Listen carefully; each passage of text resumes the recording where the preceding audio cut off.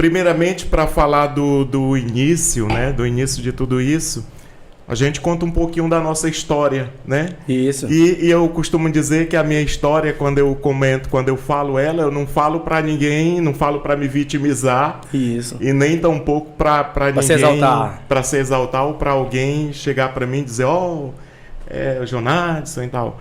Mas o Jonadson, primeiramente, ele é filho de mãe solteira. Aquela pessoa que não tem o nome do pai no registro. Criado boa parte de sua vida por avó, a minha saudosa avó Maria do Carmo, uma cearense arretada, né? Deus já levou, mas uma cearense arretada. Uma história que dá um livro, né? Porque minha avó, ela veio do Ceará a pé para o Maranhão.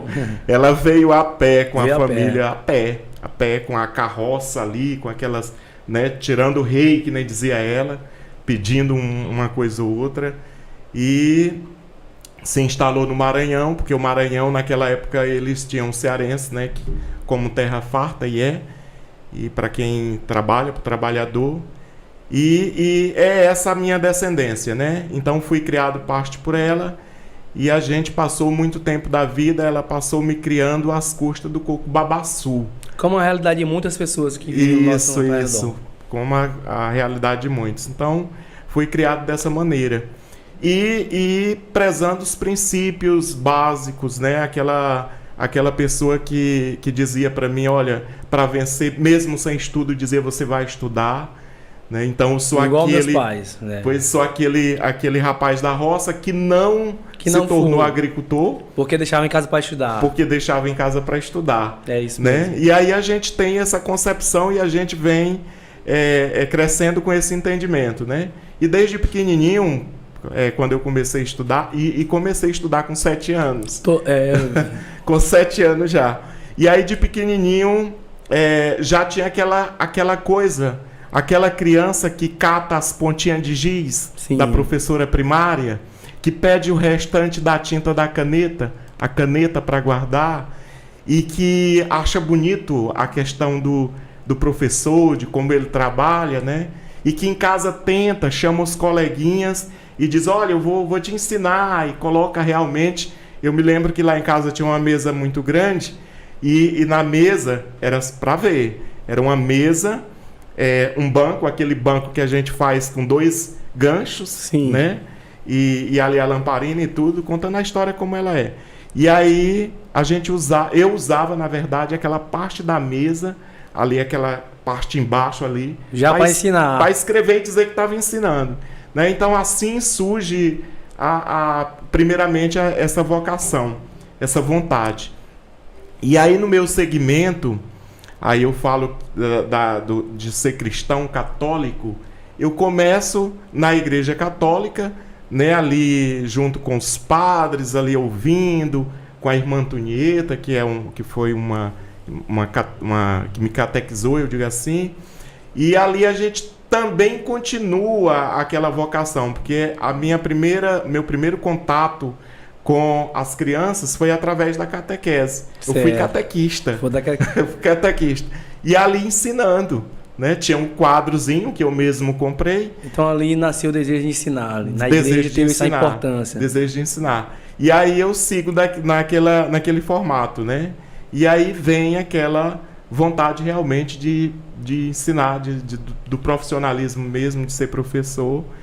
E venho estudar em Limão Campos, né? Quando eu venho ali para a escola Nossa Senhora do Perpétuo Socorro, que Dona Ocilda era diretora. E lá faço magistério. Só eu de homem dentro da sala. Dentro da sala. Meu Deus, isso é preocupante. Só eu de homem dentro da sala, né? E aí eu faço o magistério, enquanto os meus colegas todos fazendo contabilidade. Isso no ano de? Isso... Eu preciso recordar que eu sou péssimo em memória. Eu pergunto o ano por quê, Márcia? Porque eu cheguei em Peritória em 96. Sim. 96 já era no céu. Eu lembro, criança eu era, mas eu lembro que o carro rodava na rua, isso precisa de professores. E ninguém queria dar aula. Ninguém queria. Mas eu acho que foi por esse... E aí os professores que foram também só tinham magistério. Foi. Depois veio o Procad, você deve falar aí. Então começa nesse momento, né? Faço magistério, tem aquela crítica, né? Só ele de homem no magistério, por que não vai para a contabilidade? Mas era o que eu já queria para aquele momento, né? Agora, para a gente chegar e para a gente concluir um fato engraçado.